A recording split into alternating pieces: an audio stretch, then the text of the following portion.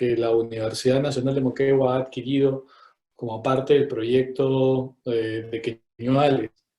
El proyecto de Queñuales es un proyecto que busca evaluar la condición de los bosques,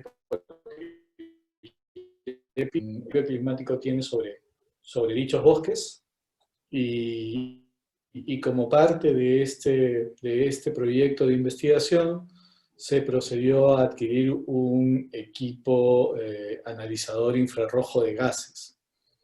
El taller es específicamente relacionado con el uso del equipo. De hecho, tiene, como van a ver un poquito más adelante, tiene una serie de aplicaciones en investigación, y tanto en el campos de la ecología, en la agronomía, e incluso en la geología y la glaciología. Y pues, y forma parte de una serie de equipos que sirven para medir el intercambio de gases entre los ecosistemas en sus diferentes expresiones y el entorno planetario completo. Bueno, voy a proceder a presentar el taller. Déjenme compartir la pantalla. ¿Yo puedo compartir? Sí, puedo compartir. Confírmenme, César, ¿me puedes confirmar si estás viendo? Sí, veo la imagen del analizador, el eje M5. Así es. Ok. Nuevamente, bienvenidos a todos. Este curso busca entrenar a un grupo de gente asociada con el proyecto de bosques de Polilepis, pero también investigadores de la Universidad Nacional de Moquegua que puedan potencialmente en algún momento utilizar este equipo dentro de sus proyectos de investigación. Se trata del manejo de un analizador infrarrojo de gases, EGM5, de la marca PP Systems. El taller está organizado por la empresa que ha adquirido y ha proveído el equipo a la universidad, que es MT Equitec, la propia Universidad Nacional de Moquegua y el proyecto Queñuales. A ver, por algún motivo no puedo pasar. Aquí está. Aquí un pequeño resumen del contenido de este primer taller. Mañana hay un taller práctico. Esta primera parte se trata de un taller más bien teórico. En este corto taller vamos a ver primero qué es un IRGA, qué es un analizador infrarrojo de gases, dónde y para qué se aplica, qué tipos de analizadores existen, cómo mediante uno de estos equipos se puede calcular la concentración de diferentes gases. En este caso lo vamos a ver con respecto al CO2, porque es el gas que nos interesa como indicador de procesos fotosintéticos y de captura, almacenamiento y secuestro de carbono.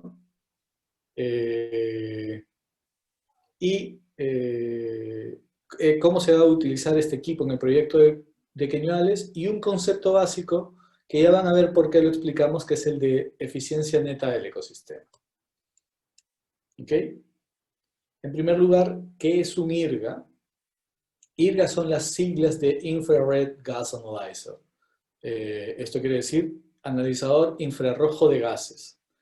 Este es un equipo de tecnología bastante interesante, no muy moderna en realidad. Los IRGAs se utilizaban ya desde la década de los 70s en diferentes estudios, porque, como vamos a ver en un momento,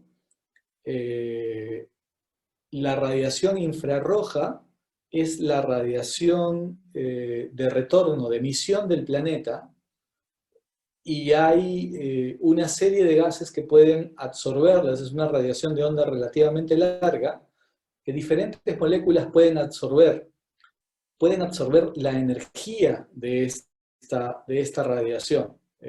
Sucede un proceso normalmente de que la radiación infrarroja choca con las moléculas, las excita, y al excitarlas transfiere la energía calorífica que contiene la radiación infrarroja a estas moléculas. Y eso, aplicado de una manera relativamente sencilla en el equipo, permite detectar cuál es la concentración de este gas que es el objeto de estudio, ¿no? Todos estos equipos, hay muchos equipos basados en este principio. Todos estos equipos están compuestos básicamente por 4 grandes unidades, ¿no? Una fuente de radiación infrarroja, una célula, una placa de muestreo se llama, que es en realidad una placa por la cual fluye la radiación de una manera relativamente constante. Es un prisma cuadrado por el cual fluye la radiación y donde entra el gas que nosotros queremos analizar. Digamos, aire. Nosotros queremos analizar en el aire cuánto CO2 existe. Eso es lo que vamos a ver nosotros con este equipo. ¿Cuánto CO2 existe en la muestra de aire que nosotros estamos ingresando al sistema? Entonces, esa muestra de aire ingresa a este prisma y por ese prisma también discurre la radiación infrarroja. Luego hay un filtro óptico y finalmente un detector. ¿Para qué sirve el filtro óptico? Para que el propio gas no tenga contacto con el detector. El detector solamente va a registrar cómo cambia la carga energética de la radiación desde lo que se emite desde la fuente hasta lo que llega al haber atravesado toda esta célula de muestreo, toda esta celda de muestreo, ¿no? Este es el principio básico. Aquí hay permítanme, aquí hay una fuente de infrarrojo, aquí está la celda de muestreo, el infrarrojo fluye a lo largo de esta celda de muestreo, eso está representado por estas líneas rojas, el gas ingresa, fluye por la misma célula de muestreo y sale. Luego está el filtro óptico, que es básicamente un filtro que evita que ingrese el gas, pero permite el paso de la radiación sin perturbación, y un detector que mide la energía que tiene la radiación. ¿En qué se basa este equipo? ¿Cuál es el principio físico en el cual se basa este equipo? Es un principio físico muy sencillo y que muchos hemos analizado de una manera indirecta cuando hemos analizado balance térmico del planeta. Todos los elementos estos que se suelen analizar para ver cómo los gases de efecto invernadero capturan calor y lo mantienen dentro del planeta, son los principios que analizamos para ver esto son los mismos que nosotros aplicamos o que aplican los constructores en estos analizadores infrarrojos de gases. Lo que sucede es, a la Tierra entra una serie una gran carga de energía, como radiación solar ¿no? Y esta se va disipando conforme atraviesa la atmósfera. De modo que del 100% de la energía de la radiación al tope de la atmósfera, solo el 47% en promedio llega hacia el suelo y es absorbida tanto por la Tierra como los océanos. Lo demás, sin mayor modificación, es dispersada tanto en la atmósfera como de regreso por algunos factores físicos hacia el espacio. Esta es radiación que viene directamente del Sol y es en su gran parte radiación de onda corta, muy energética.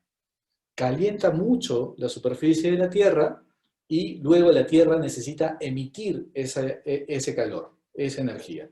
La emite a través de conducción, la emite a través de calor latente, ¿no? Simplemente libera calor hacia la atmósfera con estas dos, y la emite como radiación de onda larga. Esta es la principal fuente de emisión que tiene el propio planeta, ¿no?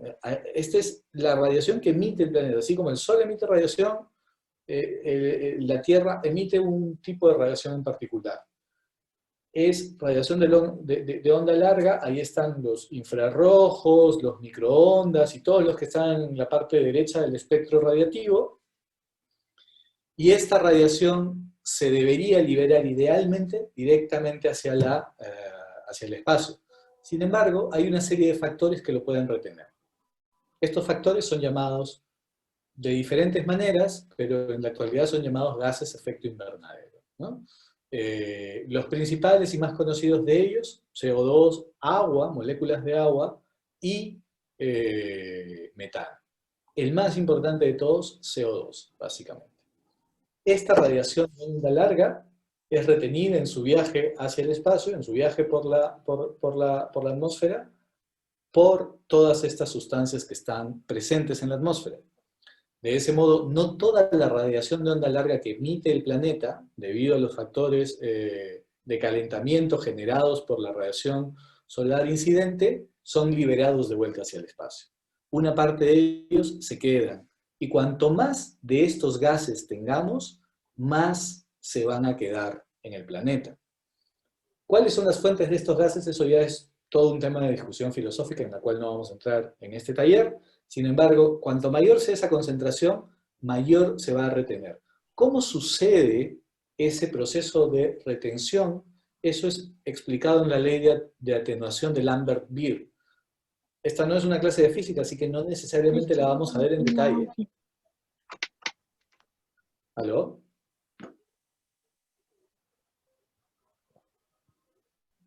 Yo sí lo escucho, doctor.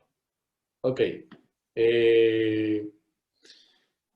Como les explicaba, este proceso se explica mediante la ley de atenuación de Lambert-Beer. ¿Qué sucede con estos procesos? Permítanme un segundo.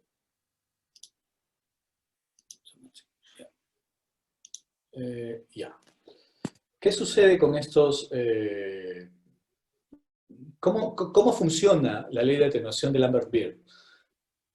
Cuando la radiación entra en contacto con una molécula en particular que tiene capacidad de absorberla, lo que hace es excitar a la molécula. La molécula comienza a absorber esa energía y se excita, es decir, se comienza a mover, a rotar de una manera mucho más intensiva. Y al transferirse esta energía, básicamente lo que sucede es que esa radiación atraviesa el espacio teniendo cada vez menor energía, generalmente ampliando su longitud de onda, ¿no? Pasa de convertirse en infrarrojo, eventualmente a pasar al siguiente nivel que sería microondas, por ejemplo, ¿no? Cuanto mayor concentración de los gases que tienen capacidad de excitarse y de absorber energía de la radiación existe, menor va a ser la energía que va a salir. Esto se aplica para el proceso de efecto invernadero, explicando el por qué cuanto mayor concentración de CO2 o de metano o de agua tengamos en la atmósfera, más va a ser absorbido el calor que es transmitido a través de la radiación infrarroja, la radiación de onda larga, y por lo tanto, este calor se va a quedar en el planeta y no va a ser liberado hacia el espacio. En el caso de nuestro trabajo,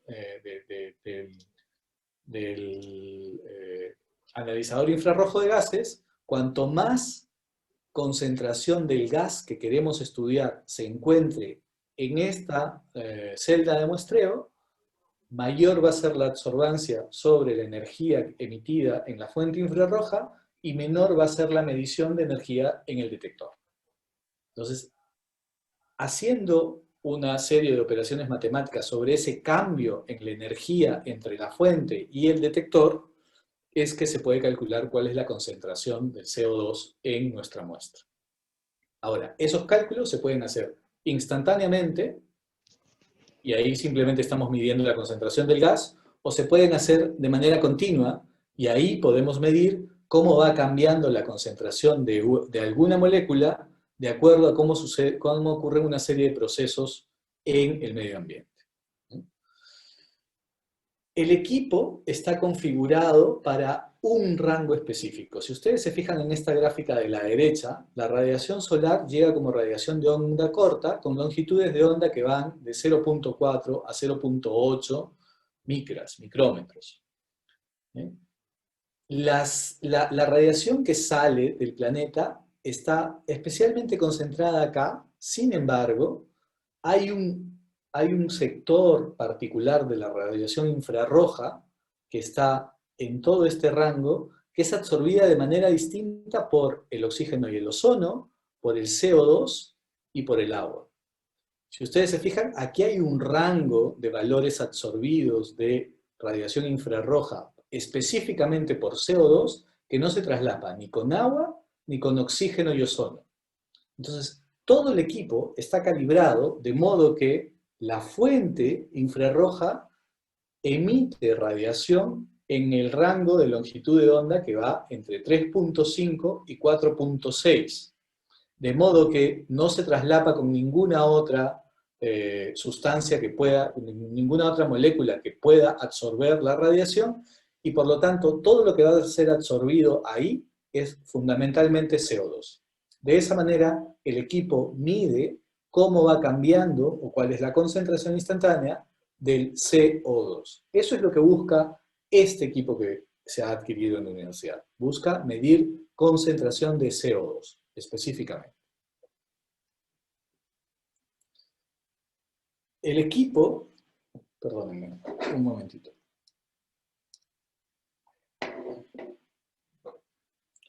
Una cosa importante, si tuvieran alguna duda durante el proceso de la clase, durante la explicación que les voy dando, siéntanse en la absoluta libertad de hacer todas las preguntas que ustedes consideren. La presentación está planificada para ser desarrollada durante un tiempo aproximado de 1 hora 40, como máximo 2 horas, pero en ese tiempo yo presumo que muchos de ustedes pueden tener algunas preguntas. Siéntanse en la absoluta libertad de interrumpirme en el momento que ustedes consideren oportuno, o igual al final, si terminamos más pronto, en 1 hora y media, 1 hora 40, al final pueden explayarse y hacer absolutamente todas las preguntas que ustedes quieran. ¿Okay? No sientan que hay una limitación en ese sentido. Podemos quedarnos hasta las 10 de la noche sin ningún problema. Ok. ¿Dónde y para qué se aplica un analizador de CO2? Las aplicaciones de un analizador de CO2 como este son múltiples. Son muy, muy grandes. Se pueden aplicar en el monitoreo de CO2 ambiental, flujos de CO2 del suelo, eficiencia neta del ecosistema, eso es algo que vamos a ver con mucho detalle, monitoreo de CO2 en pozos, estudios de cambio global, tomando muchas muestras en diferentes lugares con una metodología relativamente estandarizada, secuestro de carbono en ecosistemas en particular, meteorología forestal y agrícola. Y esto de la meteorología forestal y agrícola es un tema muy interesante porque se usa la medición de las variaciones en la concentración de CO2 para medir patrones de cambio meteorológico a escala de micrometeorología. Porque a veces es muy complejo medir precipitación a nivel micro, porque necesitarías muchísimas estaciones. Sin embargo, sí puedes medir cambios muy específicos en concentración de CO2 que tienen que ver con cambios en temperatura, cambios en precipitación, niveles de arrastre de material suspendido en el aire. Esa es una aplicación que es muy interesante, que es muy poco explorada, ¿no?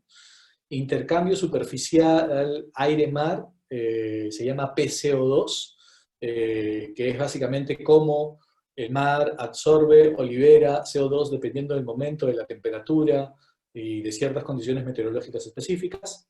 Respiración animal, vamos a ver un ejemplo de eso, toxicología ambiental, vulcanología y bioremediación. De hecho, en todos estos campos de investigación, y seguramente muchos más, existen aplicaciones para un equipo de medición de CO2.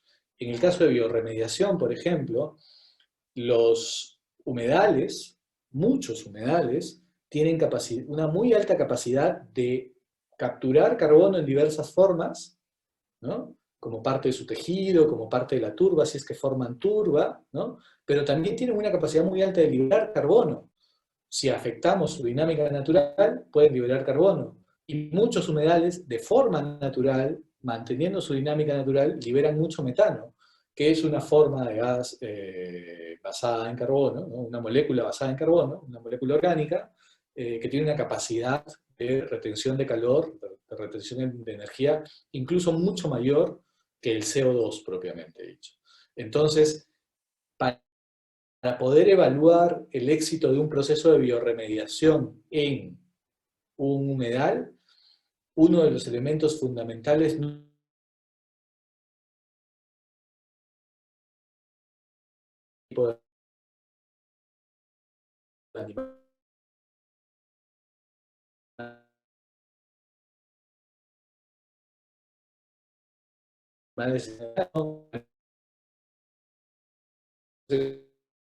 ecología o la esas cosas, estándares normales, la podemos medir con un analizador infrarrojo de gases. El que nosotros hemos adquirido para la universidad es un analizador infrarrojo de gases que mide fundamentalmente CO2, y esto se debe al tipo de objetivo que tiene el proyecto Cañuales. Sin embargo, existen otros tipos de analizadores basados en estos principios de absorción de energía, especialmente en el espectro infrarrojo, que son perfectamente aplicables a otros estudios. Y ahorita vamos a ver algo de eso, ¿no? Este es un estudio que a mí me parece muy interesante. Yo soy biólogo y este es un estudio que se desarrolla en Brasil, en la Caatinga brasilera, y lo que están haciendo estos amigos es medir respiración animal. Están midiendo cómo emite CO2 están haciendo un estudio muy extensivo en toda la Caatinga, pero en este caso estamos viendo cómo miden en un hormiguero cómo se emite CO2. Ellos han colocado la cámara oscura de medición de respiración del suelo, esa se llama una cámara de respiración del suelo, y lo que están haciendo ahí es medir, aquí tienen el IRGA, ¿no? Aquí tienen la cámara de respiración del suelo, y aquí tienen un sensor de pH de suelo. Entonces aquí están midiendo cómo cambia la tasa de respiración. Esto mide pH y temperatura, de acuerdo a cómo va cambiando el pH y la temperatura del suelo. Se pueden usar algunos sensores auxiliares con el equipo IRGA, y todos son bastante útiles. Aquí hay una toma un poco más directa, y hay algo que quiero que vean. Cuando quienes estén presentes en la práctica de mañana van a ver que nosotros no vamos a usar un anillo, y yo les voy a explicar mañana por qué. Sin embargo, en muchos ecosistemas se usa un anillo de fijación. ¿Por qué se usa un anillo de fijación? Porque se busca evitar, y en la naturaleza uno nunca va a encontrar un lugar plano como una cancha de fútbol de la Liga Europea, ¿no? Normalmente en la naturaleza uno va a encontrar terrenos muy irregulares. Y la idea es que esta cámara de medición pueda encajarse perfectamente en el suelo y no pueda ingresar aire por los lados. Y que tampoco, de ser posible, ingrese aire a través del suelo, porque si el suelo está seco, hay poros que van a permitir el ingreso de gases o la salida de gases. Entonces, para que la medición no sea imperfecta, se busca generar un cono de aislamiento, más que un cono, un cilindro de aislamiento, ¿no? Entonces se pone un anillo de aislamiento que se introduce 10 o 20 centímetros, dependiendo del tipo de ecosistema que estemos midiendo, y sobre ese anillo de aislamiento que le da estabilidad, que le da una superficie plana, y que le da el aislamiento ideal, es donde se mide la dinámica de carbono. Esta cámara de acá es una cámara oscura, y esta solamente mide lo que se denomina respiración del suelo. La respiración del suelo está compuesta por la respiración de las plantas que hayan ahí, la descomposición de cualquier elemento de materia orgánica que haya ahí, y la respiración de toda la comunidad animal que existe en ese suelo. En este caso, el elemento dominante en ese cono de salida es la respiración del hormiguero. Entonces lo que están midiendo fundamentalmente es cuánto CO2 se emite por respiración animal. ¿En el hormiguero qué hay? En el hormiguero hay hormigas en gran cantidad, larvas de hormigas, en ambos casos son hormigas respirando. Normalmente hay hojas en proceso de descomposición y hongos desarrollándose, que son para el servicio del hormiguero. Por lo tanto, lo que están midiendo ahí básicamente es cómo libera CO2 un hormiguero en su proceso de desarrollo natural. Perdón, quería que vieran esto. Esto es un IRGA, nuevamente, un EGM5, midiendo con una cámara que estos señores han hecho. No es una cámara estándar de las que vende PP Systems, sino es una cámara que ellos mismos han construido. Están midiendo emisión de suelos sedimentarios. ¿Por qué es importante medir emisión en suelos sedimentarios? Porque en condiciones de relativa humedad, pero no saturación, los suelos sedimentarios contienen una serie de moléculas orgánicas.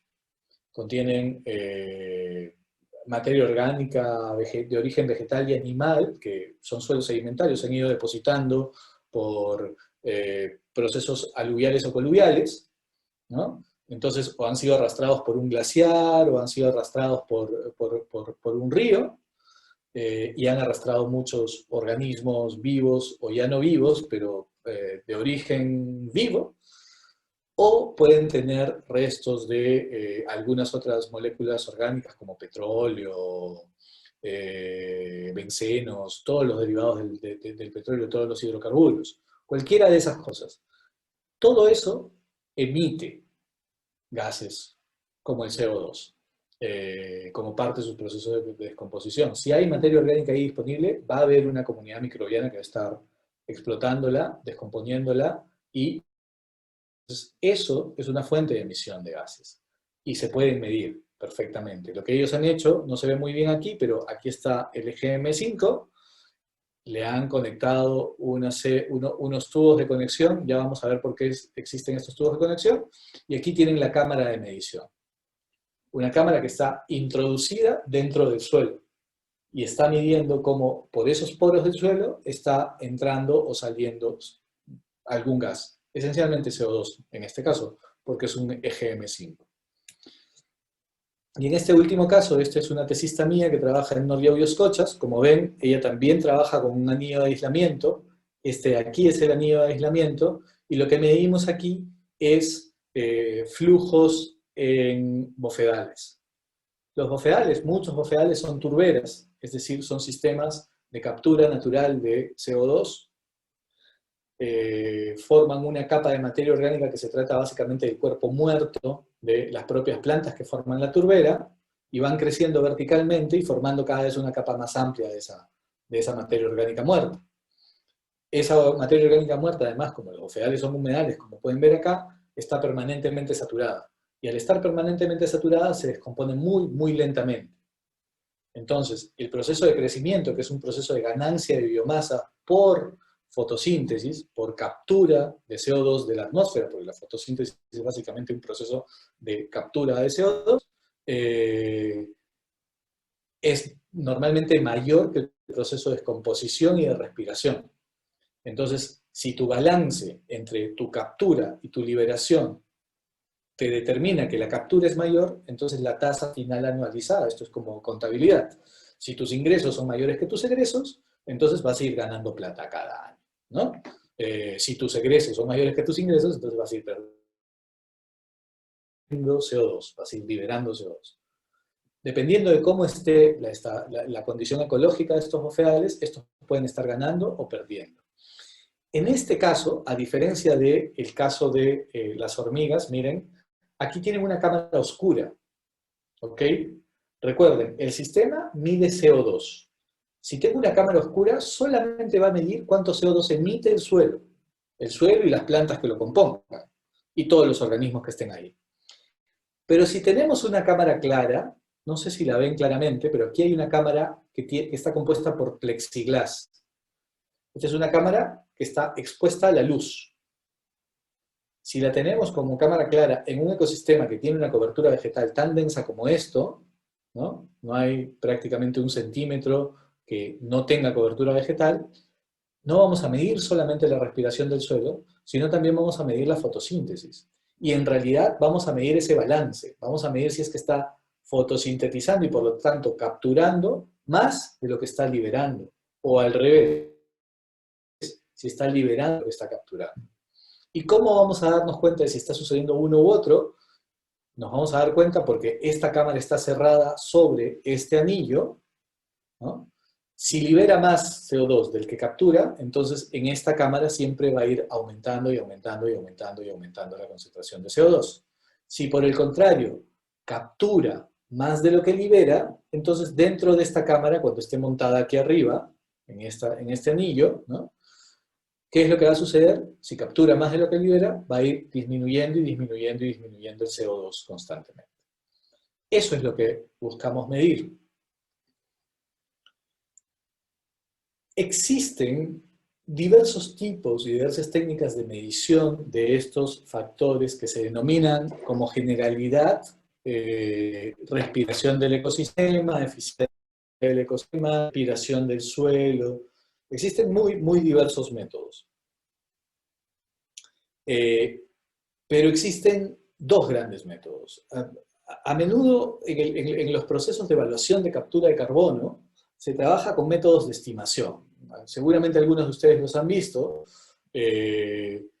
Los especialistas encuentran relaciones alométricas, por ejemplo, entre los tamaños del tronco y la cantidad de biomasa que tienen ahí contenida, y por lo tanto hacen una estimación en función de la altura y de la dosometría, variables forestales, de cuánto carbono tiene capturado ese tronco, ese árbol completo, ¿no? Pero cuando nosotros evaluamos con estas técnicas de estimación factores tan críticos como la tasa de captura de carbono, la respiración del suelo, la eficiencia neta del ecosistema, en realidad estamos midiendo solamente una cosa, que es cuánto ya tiene almacenado el sistema, y además no lo estamos midiendo en realidad, sino que lo estamos estimando. ¿Ok?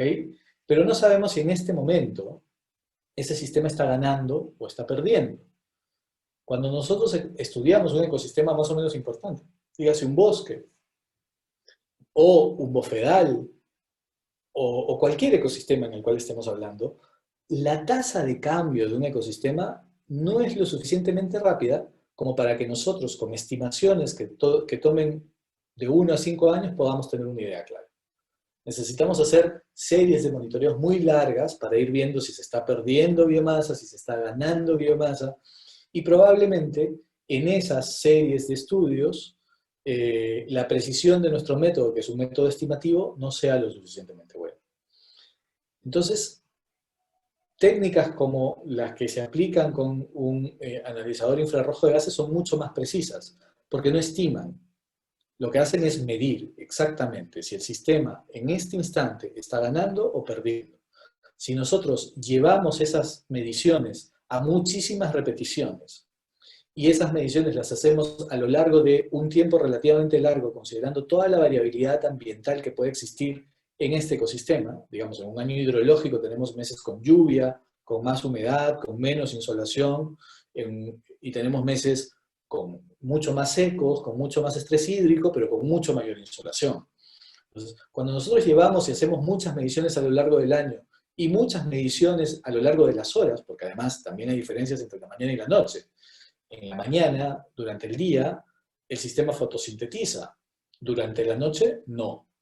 Entonces diríamos que en la noche solamente tenemos las mediciones de respiración. Sin embargo, la respiración no es la misma tampoco, porque en la noche hace más frío que en el día, y muchas plantas tienden a limitar sus procesos metabólicos. Entonces, un sistema como el IRGA me permite medir.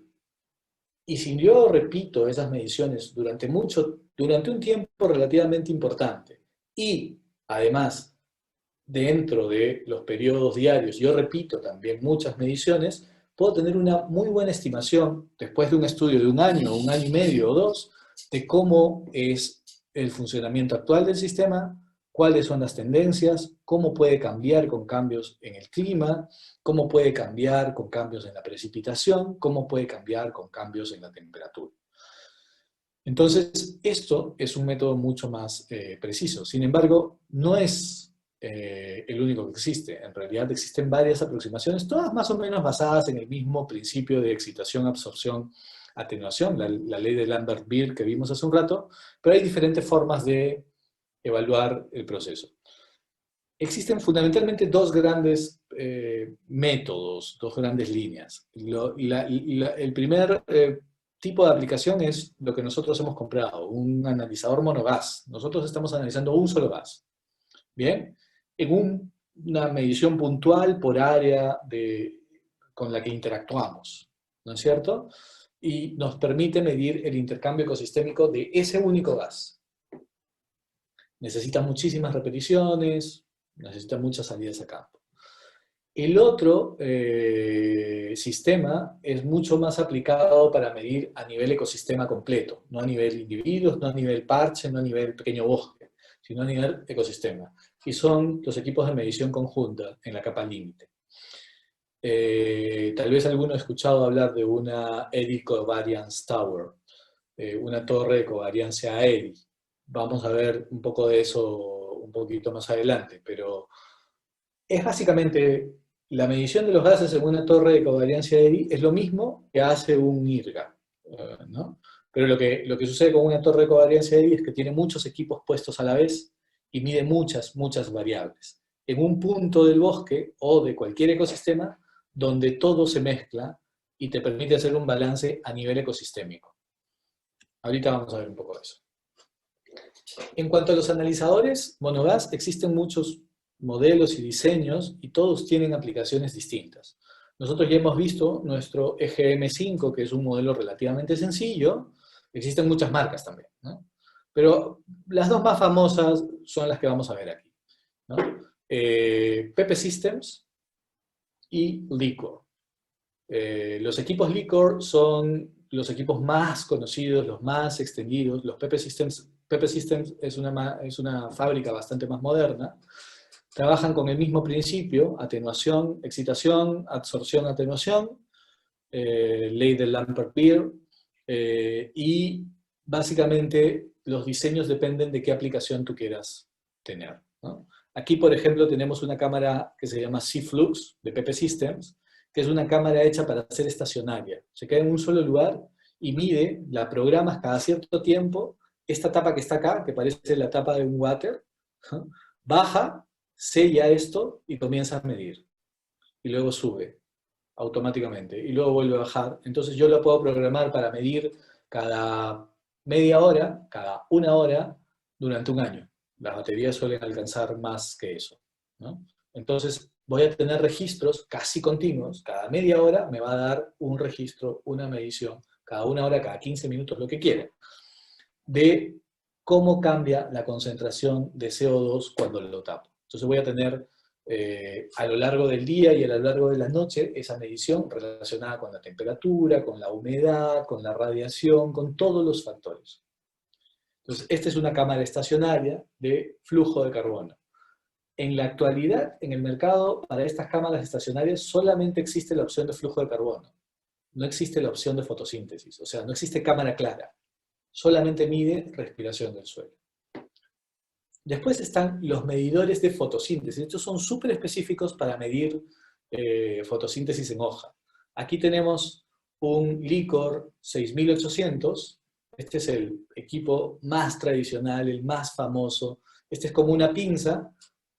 Uno atraviesa la hoja acá y se cierra sobre ese espacio. Entonces va a medir exactamente esta circunferencia como área y cuánto esa circunferencia intercambia de CO2 por fotosíntesis y por su propia respiración. Esto es un CIRAS, CIRAS 3 creo que es el modelo. Este es un analizador de PP Systems también, y igual que el Licor 6800 te permite medir fotosíntesis en hojas. Ahora, este equipo, el CIRAS, también te puede permitir conectar las dos cámaras que tiene el EGM5. Entonces también permite medir las cosas que hace el EGM5, pero además te permite conectar este sensor que mide fotosíntesis. Sin embargo, este equipo ya excedía el presupuesto que tenía el proyecto para comprar un equipo, ¿no? Si no hubiéramos comprado uno como este, porque tiene muchas más aplicaciones para la universidad. Sin embargo, ya esto hacía que el proyecto simplemente fuera solo la compra del equipo, así que no era posible, ¿no? Y finalmente, este de acá, no sé si lo ven bien, o si han minimizado aquí en la esquina superior derecha, es un medidor instantáneo de CO2 que sirve para medir CO2 en diferentes eventos, en ciudades con alto tránsito, en incendios forestales. Está, si se fijan bien, está colgado de un dron. Y uno lo puede poner a volar y el sensor de CO2 está acá y mide la concentración de CO2 emitida, ya sea por vehículos, por el fuego en un incendio forestal. Ahora, este sensor, no recuerdo el nombre en este momento, se los puedo dar mañana a quienes vayan al taller presencial, pero este sensor puede ser programado para medir no solamente CO2, sino también CO, agua y un par de parámetros más que están relacionados con contaminación de aires, con lo que les decía, incendios forestales, indicadores tempranos de algunos procesos de emisión acelerada debidos al cambio climático, ¿no? Entonces lo pasas por encima del bosque y vas pudiendo registrar si hay cambios sustanciales en la emisión en diferentes momentos relacionados con diferentes condiciones térmicas, diferentes condiciones de precipitación y cosas por el estilo. Y el otro método es un tema que a mí, del cual uy, se colgó mi máquina, creo. A ver. Sí. A ver, aquí está. Y el otro gran método es el que les decía, las torres de covariancia de capa límite. En inglés se llaman Eddy Covariance Towers. Eddy es un término que se usa en inglés para el eddy layer, lo llaman, ¿no? Es la capa que está pegada a un sistema en particular, ¿no? En este caso, es la capa de la atmósfera que está pegada al ecosistema que estamos midiendo. Siempre se representa con un bosque. Ahorita les voy a explicar por qué. Pero, ¿de qué se trata? Cuando un ecosistema, en este caso, este dibujo representa un bosque, respira, fotosintetiza, evapotranspira, se calienta durante el día, se enfría durante la noche, todo esto se libera a la atmósfera inmediatamente arriba de este ecosistema. Esta capa que está inmediatamente arriba se llama la capa límite, la capa eddy, the eddy layer, ¿no? Entonces, ¿qué es lo que hacen estos sistemas? Miden velocidad del viento, humedad, temperatura, gases, varios gases, metano, CO2, humedad, ¿qué más miden? Miden humedad relativa, miden radiación, miden todo eso inmediatamente arriba del ecosistema, en la capa límite. Por eso se llaman torres de capa límite. Y estos equipos, ¿por qué en esta capa límite? Porque aquí se homogeniza todo. Todo se libera de diferentes maneras. De repente esta parte del bosque está un poquito más enferma, esta parte del bosque está un poco más sana, pero cuando se va liberando todo hacia acá arriba, todo se mezcla de acuerdo al movimiento del viento en esta capa límite. Porque aquí el viento no se mueve en una sola dirección necesariamente, se mueve de una forma muy turbulenta, entonces permite la mezcla de todo eso. Entonces, lo que logran medir estos sensores es el proceso que ocurre en todo el ecosistema. No solamente en un punto del ecosistema, como nosotros vamos a hacer con el EGM, sino en todo este ecosistema. Ahora, instalar una torre de covariancia eddy está en el rango de los 500.000 al $1.000.000. Obviamente nosotros no vamos a instalar una torre de covariancia eddy en este proyecto, pero esto es, digamos, el sistema más sofisticado de medición. ¿Qué es lo que tiene una torre de covariancia eddy? Primero, son muy altas. Segundo, tienen sensores súper sofisticados. Esto, por ejemplo, si lo ven acá, son como dos ganchos de una película tipo Star Wars, ¿no? Máquinas, naves espaciales capturando algo en particular, uno frente al otro. Es un anemómetro magnético. Mide velocidad y dirección del viento en 3 dimensiones. Si se fijan, estos ganchos están dirigidos en diferentes ángulos. Eso permite medir todas las direcciones y todas las turbulencias que tiene el viento al pasar por ese punto. Esto no es un anemómetro como los que existen, que son una veleta que gira y mide velocidad. No, esto mide todo, velocidad, ángulo y turbulencia. Porque eso es lo que te interesa medir en una torre de covariancia eddy. Esto es un sensor de radiación, aquí hay un sensor magnético también de humedad, y hay en realidad muchos más equipos en una de estas torres. Hay pluviómetros. Esta es una torre que está ubicada en un bosque de secuoyas al este de Colorado, en el límite con California. Esta torre, un bosque de secuoyas, tiene que estar, no es la secuoya gigante de la costa oeste de California, pero es una especie de secuoya bastante grande. Entonces, la torre está ubicada por encima de los 60 metros del suelo, ¿no? Esta, de acá, a la derecha, superior, es una torre que se llama Congo Tower. está en el Congo, en África. Es la primera torre de covariancia de capa límite instalada en África y mide flujos de carbono y flujos de gases y flujos de energía en un bosque tropical africano. Y esta de acá es una nacional. Esta se llama Eco Tower y está ubicada en Tambopata, en la Reserva Nacional Tambopata-Candamo. Está a 45 metros sobre el nivel del suelo, para estar por encima del nivel de copa de árboles, y mide también casi todas las torres de covariancia EDI en el mundo están configuradas para medir lo mismo, y con intervalos muy parecidos, porque la idea es en algún momento integrar la información de todas ellas y poder hacer conjeturas sobre cómo funcionan los sistemas en el mundo. Ahora, estos son bosques, necesitas torres gigantes, pero no solamente son aplicables a bosques, ¿no? Digamos, si tu ecosistema es más bajo, tú puedes colocar tu torre de covariancia EDI a la altura apropiada como para estar captando la capa límite. En este caso, estos son bosques secos cerca del desierto de Arizona, y esta es una torre de covariancia que no está a más de 15 metros. Y estos son pastizales en Holanda, y estas torres de covariancia, ya estos se pasaron, no tienen una, sino tienen 4, están a la altura de 2,5 metros, si no me equivoco. Porque esto es un pasto de porte muy bajo, ¿no? La capa límite está ahí nomás. En este caso hay arbustos, entonces la capa límite está un poquito más arriba. La altura de la ubicación de la torre de covariancia EDI también afecta a la precisión. Cuanto más alta, probablemente puedas hacer una interpolación de datos correspondiente a un espacio mayor, ¿no? Pero pierdes precisión con respecto al punto específico en el cual está ubicada tu torre, ¿no? Esas son cosas que generalmente se sopesan al momento de instalar una torre de covariancia. En el Perú, en la actualidad, existen 2 torres de covariancia EDI, al menos 2 que yo conozca hasta el momento en que supe eso. La de Tambopata-Candamo y una en Bosques de Barillal de Pucallpa. Perdón, de Iquitos, muy cerca de Iquitos.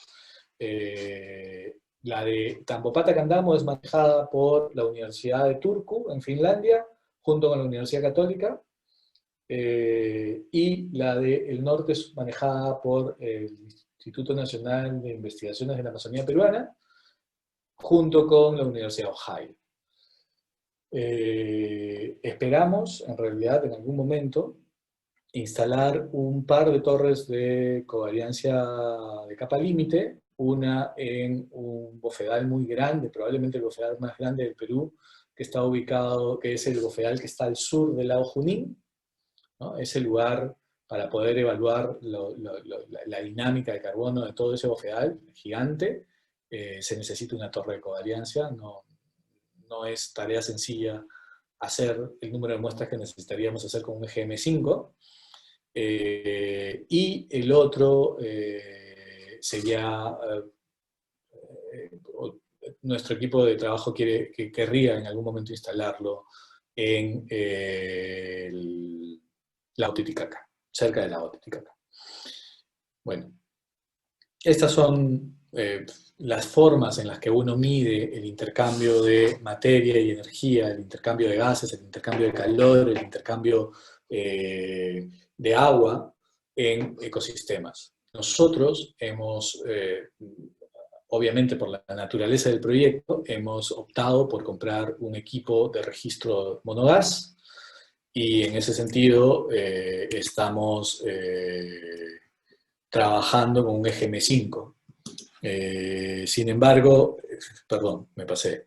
En algunas circunstancias, tal vez algún proyecto de la universidad o alguna posible aplicación futura de investigación en otras áreas, pueda permitir la adquisición y la instalación de una torre de covariancia EDI. De hecho, es importante porque esto permite un registro mucho más preciso de ecosistemas que son fundamentales en procesos de captura de carbono a nivel global, como son, por ejemplo, los bofedales andinos, los humedales amazónicos, bosques que no han sido muy bien considerados en el en la estimación de biomasa y carbono capturado en el Perú, como son los bosques de Polilepis, e incluso pastizales, que si uno ve el mapa de carbono almacenado en el Perú que hizo el Carnegie Institution con el Ministerio del Ambiente, se da cuenta de que su visión es completamente amazónica. Sin embargo, en ambientes andinos también existen una serie de ecosistemas que tienen una gran capacidad y un gran potencial de captura de carbono. Tal vez no sobre el suelo, pero sí bajo el suelo, y en muchos casos tal vez no en grandes cantidades por unidad de área, pero por su grandísima extensión, por ejemplo pajonales, pueden tener una contribución significativa. En fin, voy a tomar un momento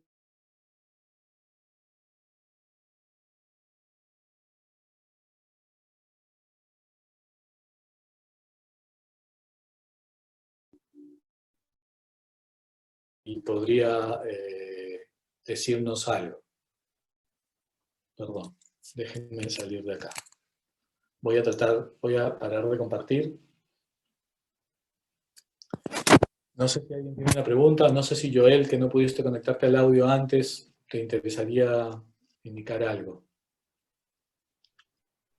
Doctor Eduardo, muchas gracias. En primer lugar, mi nombre es Joel Ramos Nieto, soy administrador de la empresa MT Equipamiento Technology. Agradecerle al doctor Eduardo Llague por la presentación y la exposición del equipo EGM5 y hacerle la invitación para el día de mañana para participar de la presentación que va a realizar en la Universidad Nacional, en el auditorio, y donde se va a usar alguna de las cámaras. Eso es todo, y muchas gracias. Lo dejamos a usted, doctor, para que siga con la exposición. Ok. Bueno, les decía que paraba un momento para ver si es que alguien tuviera alguna pregunta, si alguien tiene alguna duda hasta este momento. De aquí en adelante la presentación es un poquito más corta, pero ya no trata sobre conceptos generales, sino más bien sobre cálculos y la aplicación del equipo. Así que si alguien tiene una pregunta ahorita sobre estos temas que son conceptos generales, de hecho sería el momento ideal para hacerlo.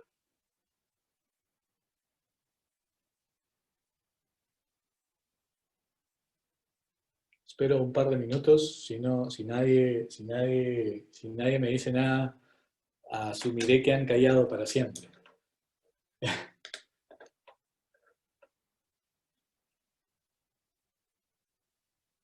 Ok, bueno, parece que no. Está bien, no hay problema. Seguimos.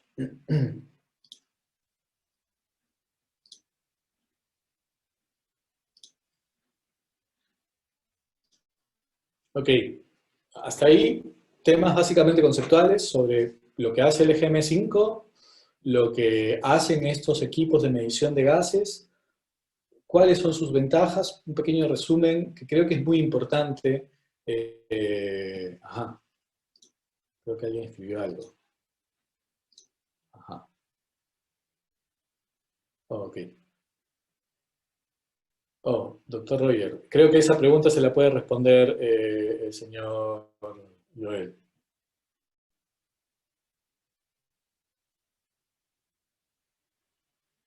Mientras el señor Joel le va respondiendo en el chat, yo voy a seguir. Una cosa que creo que es muy importante y que fue el motivo por el cual el proyecto consideró la adquisición de estos equipos tiene que ver con el hecho de que, a diferencia de los métodos alométricos, por ejemplo, que estiman el nivel de captura o almacenamiento de carbono que hay en un ecosistema, en una planta o en un sector o en un bosque en particular, estos procesos, estos sistemas, estos equipos, lo que hacen es medir cómo está funcionando el sistema y cómo está capturando o no capturando. Por lo tanto, es un registro mucho más preciso, es un registro mucho más confiable y en la actualidad también es un registro mucho más publicable, ¿no? Eso es un elemento que hay que tener en cuenta cuando hacemos un trabajo de investigación. ¿Cuántas probabilidades tenemos de publicar este tema en una revista? Bueno, ahora viene lo complicado. ¿Cómo se calcula la concentración de CO2 en el eje M5? Así, ahí lo tienen. Es básicamente la concentración integral del CO2 en la cámara. Y la calcula casi instantáneamente. Cada segundo cambia este cálculo. ¿Por qué? Porque el eje M5 tiene un sistema que ingresa desde la cámara, ya sea la cámara oscura, veamos, por algún motivo, desde esta cámara oscura, aquí tiene un sistema de tuberías, tiene un ventilador aquí adentro, tiene un sistema de tuberías que llevan el gas al propio equipo. En este equipo, ya, si se trata de la cámara clara, aquí ven la cámara clara y aquí hay un sistema de tuberías que nuevamente llevan el gas a este equipo. Entonces, cada segundo va midiendo la concentración del CO2 en el equipo. ¿Cómo lo mide? Por el método que les dije. Pero para medir la concentración, en realidad, el equipo mide el cambio de la energía. ¿Y cómo mido ese cambio en la energía? Lo convierto en un valor de caudal. Este valor de caudal, este flow, ¿no? Ay, perdón. Este flow es el valor de caudal que ingresa a la cámara para la medición. Ese valor de caudal absorbe, ¿no? Es caudal de aire, ¿no? Absorbe determinada proporción de la energía emitida desde el emisor de rayos infrarrojos. Entonces, de acuerdo a la capacidad de absorción que tiene la molécula de CO2, porque recuerden, el equipo está configurado para emitir infrarrojo solamente en el rango de longitudes de onda que básicamente es absorbida solo por CO2. No coincide con ninguno otro. El equipo emite infrarrojo en este rango de acá. Este rango de acá es el rango que le tocó. Ay, ¿qué pasó? Que le tocó solamente el CO2. En este rango de acá no absorbe ni el oxígeno ni el ozono, ni absorbe el agua. No coinciden, no se traslapan. Entonces, si yo emito en este rango, el único que lo va a absorber es el CO2. ¿Ok? Entonces, de acuerdo a la capacidad de absorción del CO2, el cambio en la energía entre el emisor y el receptor y el lector, entre esta fuente de infrarrojo y este detector de energía de infrarrojo, entonces ahí puedo calcular cuál era el cambio o cuál era la cantidad de moléculas de CO2, de moles de CO2, que han absorbido esa energía. Y como yo tengo un flujo, tengo un caudal, tengo un volumen de aire que ingresa por unidad de tiempo. Por eso lo mido cada segundo, ¿no? Tengo un caudal por segundo. Y como tengo el volumen total de la cámara, porque esta es una cámara estándar, ¿no? Si yo hago una, también tiene que tener un volumen conocido. Yo tengo el volumen de la cámara. Aquí, esta cámara tiene un volumen, y es único. No la voy a cambiar, no la voy a cortar, ¿no? Si hago una mía, voy a conocer el volumen de esa cámara. Esta cámara, que se llama la cámara de Canopy, mide, como les decía, la fotosíntesis junto con todo lo demás, también tiene un volumen conocido. Entonces, yo tengo el flujo, el caudal, y el volumen. Y el cambio de la concentración en el tiempo, que se calcula con esta fórmula final, en realidad, ¿no? Esta integral se convierte en esta sumatoria. Vamos a verla más en detalle. ¿En qué me tiene que medir? La función del CO2, el cambio de concentración de CO2 en mi sistema. Esto puede ser gramos capturados o gramos liberados. Me lo tiene que medir en una unidad de peso, ¿no? De masa, en una unidad de área y en una unidad de tiempo. Idealmente, gramos por metro cuadrado por hora. ¿Cómo consigo esto? Primero es la diferencial de carbono con respecto a la diferencial de tiempo por el cambio en concentración en moles de carbono por el peso molecular por la unidad de tiempo, ¿no? Esto es un factor de corrección de la presión. La presión es un elemento importante y ya vamos a ver por qué. Estos son factores que le dan naturaleza absoluta a la medición de temperatura, ¿no? 273 más la temperatura del aire. ¿Cómo ingreso la temperatura del aire? En grados centígrados, como ven acá. Entonces, para convertirlo en temperatura absoluta, en grados Kelvin, le sumo 273, ¿no? Esto es el peso en gramos de una mol de CO2, ¿no? 44 gramos, 44.009 gramos. CO2 es 2 moléculas de oxígeno y una de carbono. Carbono es 14, pero en realidad es 12 y algo, ¿no? Y oxígeno es 16. 16 más 16, 32, peso atómico, ¿no? Más los 12 del carbono, eso es 44. 44 gramos por mol. Y esto es el volumen de una mol, 22.414 litros.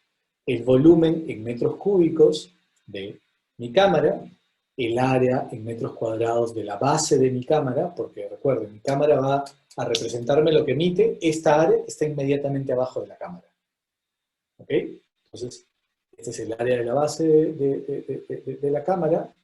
Moles por 10 a la sexta micromoles, esto es 1, ¿no es cierto? 3.600 segundos sobre hora, eso es 1 también, porque 3.600 segundos es una hora, perdón. Eso es para convertir los valores de horas y segundos de los casos anteriores en unidades, y 10 al cubo litros sobre metros cúbicos es 1 también, ¿no? Porque 1000 litros es igual a 1 metro cúbico. Entonces, esto es básicamente para eliminar los litros que están por acá y dejarlo todo en unidades de metro cúbico, ¿no? Esto de acá es para eliminar los segundos que están por acá y dejarlo todo en unidades de hora. Y esto de acá es para olvidarme de las moles y quedarme con gramos. Eso es la ecuación que aplica el sistema. Y nosotros podemos cambiar varias de estos valores, ¿no es cierto? Podemos cambiar el volumen y el área. Eso dependerá de la cámara que tengamos, ¿no? Y podemos cambiar la presión dependiendo de dónde estemos trabajando. Esta es la fórmula básica con la que todo el sistema calcula cuánto CO2 hay en un momento en particular. Pero lo que busca el sistema no es medir cuánto CO2 hay en un momento en particular, sino ver cómo va cambiando el CO2 en el tiempo. Entonces, por eso lo mide cada segundo. Cada segundo mide cuánto CO2 hay. Entonces puede hacer una curva de cambio. Cuán rápido cambia, cuán rápido se agota o cuán rápido se incrementa el CO2. Y eso, cuán rápido se agota o cuán rápido se incrementa, es la tasa a la que la fotosíntesis es superior a la respiración o a la que la respiración del suelo, la descomposición, es superior a la fotosíntesis. Perdón. Finalmente, lo que nos da el EGM5 es esto. En la pantalla, y luego ustedes van a descargar esa información porque el EGM5 te permite poner un USB atrás y va registrando todos los datos que ustedes van midiendo, te permite hacer esta curva. En este caso, por ejemplo, el CO2 está incrementándose. No viene así, sino que viene así. ¿Bien? Este incremento es el que estamos midiendo. ¿Y qué es lo que nos interesa de este incremento? De este incremento nos interesa, fundamentalmente, ay, se cruzaron estas cosas. Perdónenme un segundo.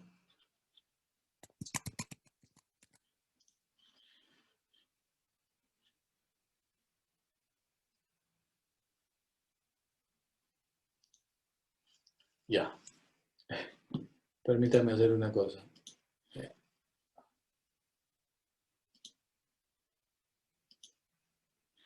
Ok, quiero hacer una cosa acá. Espérenme. Pero en el anterior.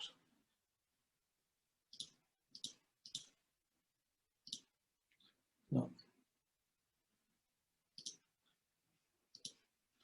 Ya, ahora sí. Ok, lo que nos interesa aquí es esta línea, pero nos interesa no estas variaciones, estos pequeños saltos, sino su linearidad. Entonces, lo que vamos a buscar en esta línea, cuando nosotros midamos, va a ser su tendencia recta, la recta que se forme, ¿no? La mejor línea de tendencia con una función recta que se forme con respecto a estos datos. ¿Por qué? Porque la pendiente de esta recta, perdón, porque la pendiente de esta recta es la velocidad de cambio del CO2. Y esa velocidad de cambio del CO2 es lo que nosotros denominamos eficiencia neta del ecosistema. Cuán rápidamente, cuán eficientemente está capturando CO2, entonces sería una curva que iría hacia abajo. O cuán eficientemente o cuán rápidamente está liberando CO2 sería una curva que iría hacia arriba. Entonces, eso es lo que a nosotros nos interesa medir. Para eso es para lo que hacemos, utilizamos este equipo, ¿no? Para medir esta diferencia de concentración de carbono y esa tasa a la que va cambiando esa concentración de carbono dentro del sistema. Normalmente, cuando nosotros midamos, mañana lo vamos a ver, definimos un máximo cambio en la concentración de carbono aceptable y un máximo cambio en la diferencia de tiempo aceptable, en el tiempo aceptable. ¿Por qué hacemos esto? Porque recuerden, los sistemas en los que medimos son sistemas cerrados. Y al ser sistemas cerrados, lo que tenemos ahí es una atmósfera que se está o saturando o empobreciendo de un factor importante para el funcionamiento del ecosistema, como es el CO2. Entonces, si nosotros lo dejáramos mucho tiempo y el sistema está capturando eficientemente, es decir, está fotosintetizando, va a ir reduciéndose la concentración de CO2. Y conforme se reduzca la concentración de CO2, entonces la planta va a reducir su tasa de fotosíntesis. Porque hay un punto umbral a partir del cual, si hay menos CO2, no puede fotosintetizar la planta, no puede aprovecharlo. Entonces vamos a comenzar a registrar una reducción en la velocidad que no es real, porque está generada por la condición que le hemos puesto al encerrar el sistema en un sistema cerrado. Entonces, usamos tiempos muy cortos de medición. Normalmente, ustedes ven acá, esto viene del manual, usan 30 segundos, nosotros usamos 120 segundos, 2 minutos de medición continua. 2 minutos en condición expuesta al sol, 2 minutos en condición sin exposición al sol. Lo mismo sucede si es al revés. Si se eleva mucho la concentración de CO2, se reduce mucho la concentración de oxígeno. Y la planta también respira. Y cuando haya menor concentración de oxígeno, también va a reducir su tasa metabólica. Y entonces, nuevamente, vamos a seguir midiendo un proceso que ya está alterado por la condición especial que nosotros hemos puesto. Por eso, medimos por periodos muy cortitos. Normalmente, entre 60 y 120 segundos es lo que nosotros usamos cuando trabajamos en bofedales y en bosques. Pero eso se va ajustando de acuerdo a cómo vas notando el proceso fisiológico en tu ecosistema. Así es como medimos esto. Así, utilizando estas fórmulas, a ver qué pasa con mi teclado, utilizando esta fórmula, el sistema mide esto, que es concentración de CO2 en tiempo. Cada segundo va midiéndolo. Como ustedes van a poder poner un USB en la parte trasera del equipo, esa información va a ser guardada como un CSV, un archivo de texto. Ustedes lo pueden descargar a su computadora y reanalizar con el programa que quieran. El equipo viene con un programa que está disponible ahí en el laboratorio, para el que lo quiera, pero ustedes pueden utilizar el programa que quieran, porque básicamente lo que tienen que encontrar acá es una función lineal que representa la velocidad de cambio de la concentración del CO2. Con esa función lineal, ustedes tienen la información necesaria para calcular el elemento más importante de todo nuestro sistema de cálculo, que es la eficiencia neta del ecosistema, o cualquiera otro, ¿no? Hay funciones en las cuales el equipo simplemente mide directamente, ¿no? Y ustedes van registrando qué cosa está midiendo en cada momento. Lo registran en el USB, lo registran ustedes. Pero la aplicación más práctica es la de respiración del ecosistema, eficiencia neta del ecosistema. Y en ese caso necesitan encontrar este patrón de velocidad para ver cuán rápido o cuán lentamente, por unidad de tiempo, está absorbiendo o está capturando o está liberando CO2. ¿Cómo vamos a utilizar este equipo en el proyecto Peñuales? No sé si algunos de ustedes conocen, el proyecto está estudiando la distribución, la extensión y algunos factores ecológicos y de conservación de queñuales en toda la región Moquegua. El primer producto de este proyecto es un artículo publicado en una revista local sobre la extensión del bosque de Polylepis en la región Moquegua. Hay un segundo artículo que está en proceso de redacción en este momento, que trata sobre la estructura forestal y su variabilidad en función a factores geomorfológicos y a factores de intervención humana, fragmentación y conectividad del bosque. Cómo la distancia, la estructura forestal es el análisis de la organización espacial del bosque. Distancia entre plantas, presencia de plantones junto a adultos o ausencia de plantones junto a adultos, zonas donde puede estar desarrollándose más activamente el bosque, por lo tanto hay más plantones, más juveniles y más reclutas, o zonas donde el bosque es senescente y ya no está desarrollando nuevos individuos, por lo tanto encuentras solamente árboles adultos muy viejos y no encuentras plantones juveniles o reclutas. Eso se está relacionando con factores geomorfológicos como la exposición al sol, la pendiente, el nivel de protección morfométrica, el nivel de acceso a recursos hídricos, y con factores de intervención humana, como son elementos como carreteras, canales, ciudades, pueblos, que puedan estar fragmentando el bosque, cortándolo, evitando el intercambio genético entre poblaciones. Todas esas cosas son parte de un segundo artículo que se está en este momento redactando con respecto a este proyecto, y el tercero va a estar relacionado precisamente con esto, ¿no? Y deriva del segundo. O sea, en función de los resultados que se obtengan en cuanto a la geomorfología y estructura forestal, lo que se va a hacer es evaluar en qué condiciones el bosque está capturando más activamente o está liberando más activamente gases, CO2 fundamentalmente. Entonces, eso es un indicador de cuánto del proceso de crecimiento se mantiene en el bosque o cuán poco de ese proceso de crecimiento se mantiene, ya en términos cuantificables de carbono capturado. Entonces, es para eso para lo que se requiere el IRGA en el proyecto, y de hecho el objetivo era adquirirlo con mucho mayor antelación.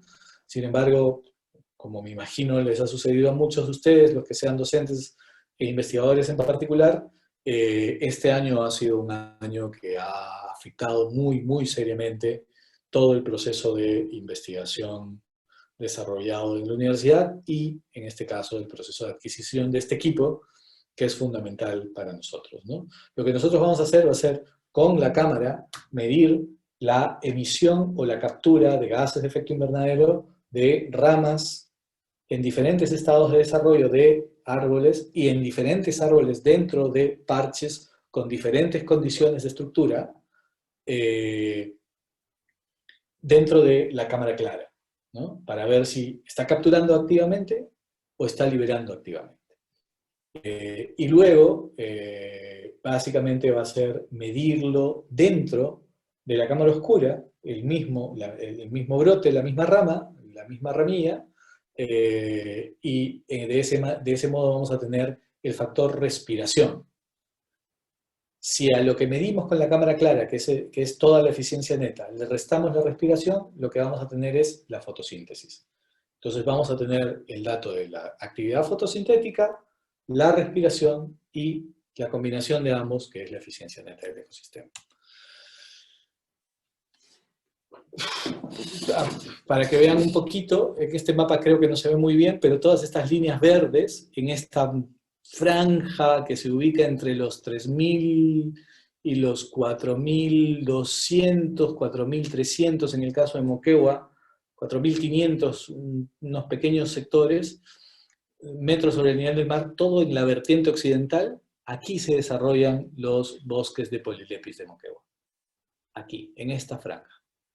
A todo lo largo del plano norte-sur de la región, encontramos bosques de Polylepis, desde el límite con Arequipa hasta el límite con Tacna. Básicamente, se supone que son dos especies, Polylepis rubulosa y Polylepis subdusalpida. Corrígeme, César, por favor, si me estoy equivocando.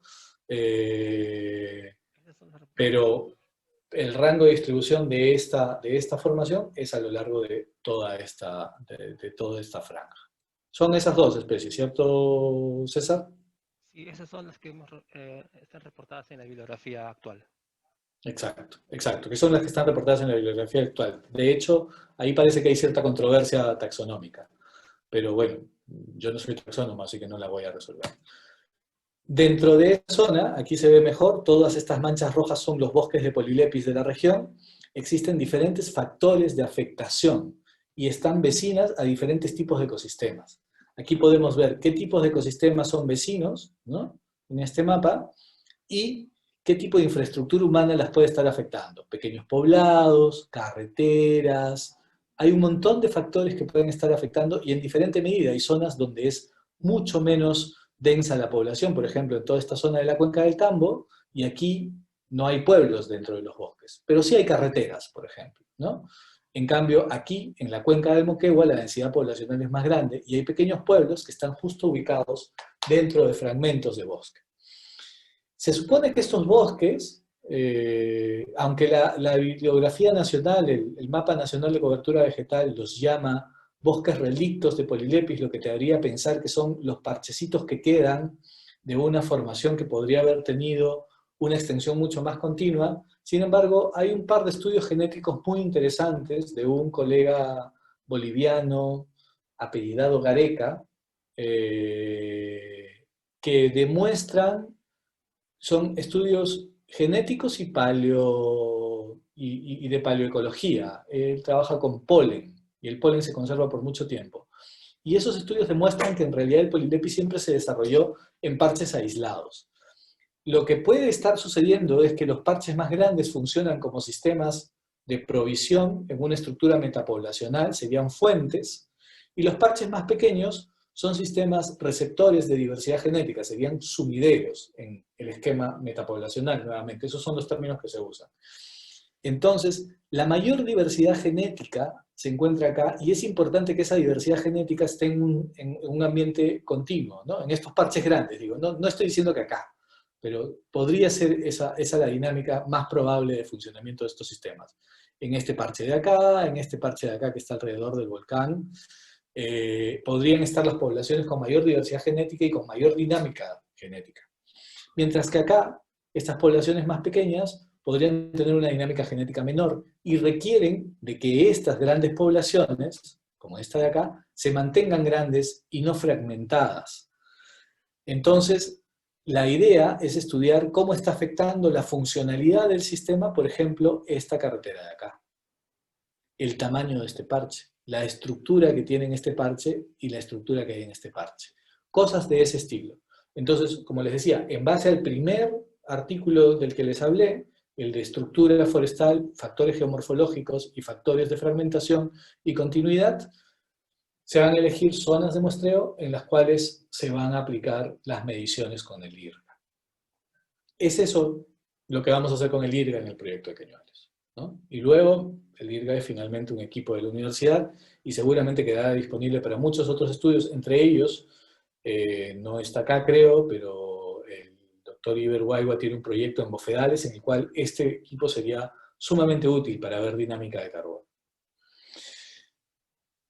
Y finalmente, les he hablado varias veces de un concepto denominado eficiencia neta del ecosistema. ¿Qué es la eficiencia neta del ecosistema? La eficiencia neta del ecosistema es la relación entre la productividad primaria bruta y la respiración y cualquier otro factor que implique pérdida de carbono. Entonces, ¿cómo un sistema ecológico captura carbono? Captura carbono solo por un medio. El único medio que tiene un sistema ecológico para capturar carbono se llama fotosíntesis. Y la única medición de la fotosíntesis es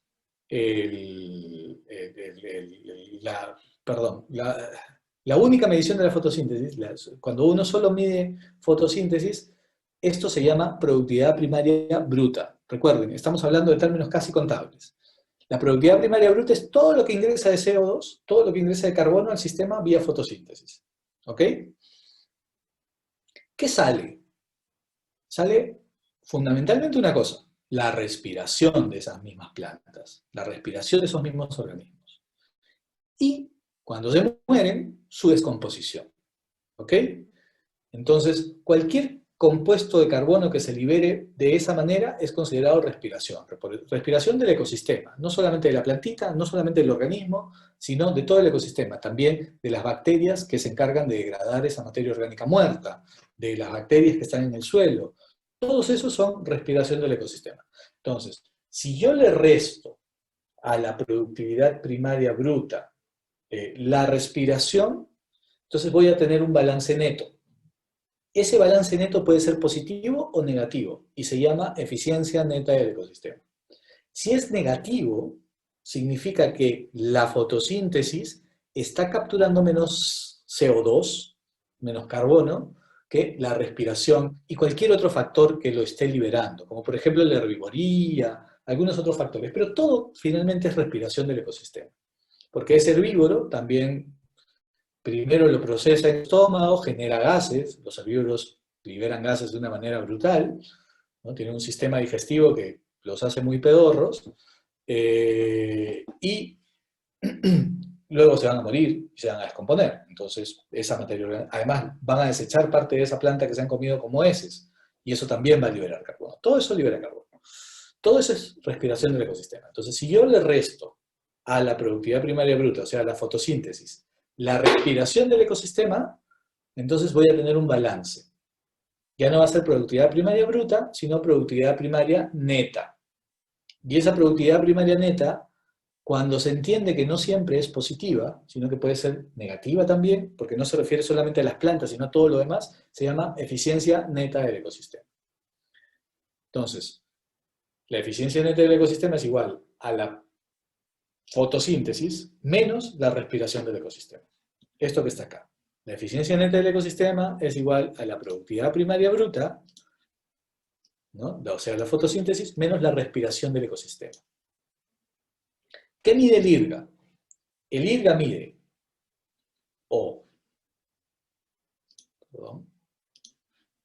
el IRGA mide,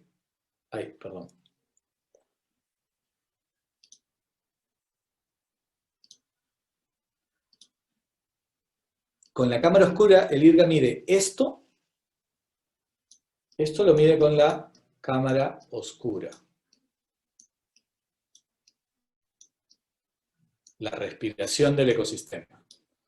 De hecho, en inglés se llama Soil Respiration Chamber, ¿no? Y con la cámara clara mide esto. Porque mide todo. Mide la fotosíntesis, pero también mide lo que respira el ecosistema, a la vez, ¿no? Ahí. No, estoy perdido. No sé. Perdón.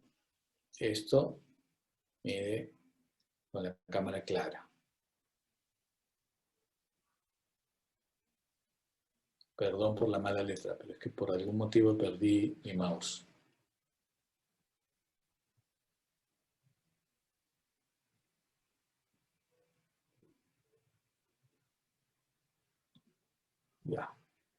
Entonces, si yo este factor de acá, que es lo que mido con la cámara clara, que es la eficiencia neta del ecosistema, este factor, que es el que mido con la cámara oscura, que es la respiración del suelo, lo paso aquí, sumando, ¿qué es lo que voy a tener? La productividad primaria bruta. Entonces tengo todos los elementos de mi ecuación con estas dos cámaras. Tengo la respiración del suelo, tengo la eficiencia neta del ecosistema y tengo la fotosíntesis.